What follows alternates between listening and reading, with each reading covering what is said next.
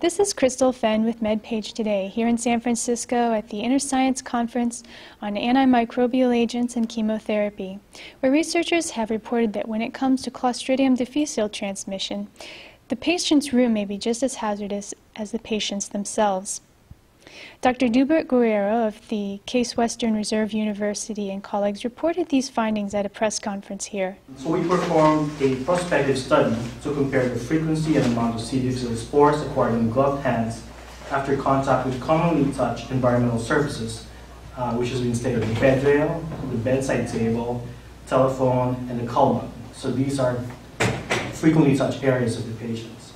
And then we compared this to frequently examined skin sites of patients, which are the chest, the abdomen, the hands, and the forearm. We also have data on groin culture, but we didn't use this in our analysis because the groin area is not really considered commonly examined skin site. But it's a good comparison so that we're able to see how we can compare the number of colonies of the groin versus these other skin sites. So I've already stated the major result from the study, where 50% of the patients versus 50% had skin and environmental contamination.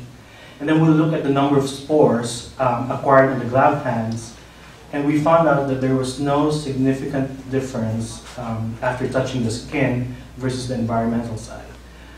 We had a mean of 14 colony-forming units for the skin sites versus 7 colony-forming units for the environmental sites, with a p-value of 0.22. Hospitals already have in place a number of strategies to control the spread of C. difficile infection, but healthcare workers need to recognize all the risks in order to protect themselves and their patients.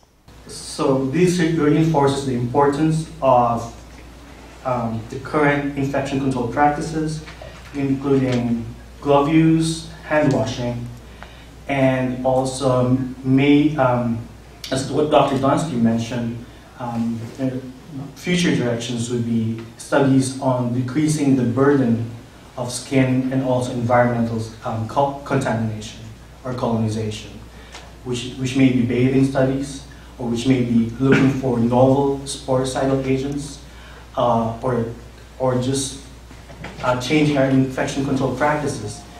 Should we clean the patient's rooms more often rather than just thermal cleaning and stuff like that? And more importantly,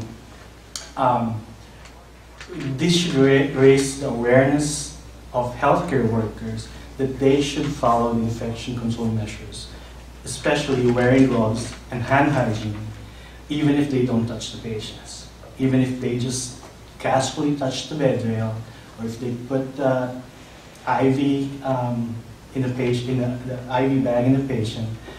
They should follow all infection control measures because the environment is a significant source of transmission of C. difficile. So environmental surfaces may be an important source of Clostridium difficile transmission, suggesting greater vigilance to gowns, gloves, and hand washing. In San Francisco, I'm Crystal Phend, MedPage Today.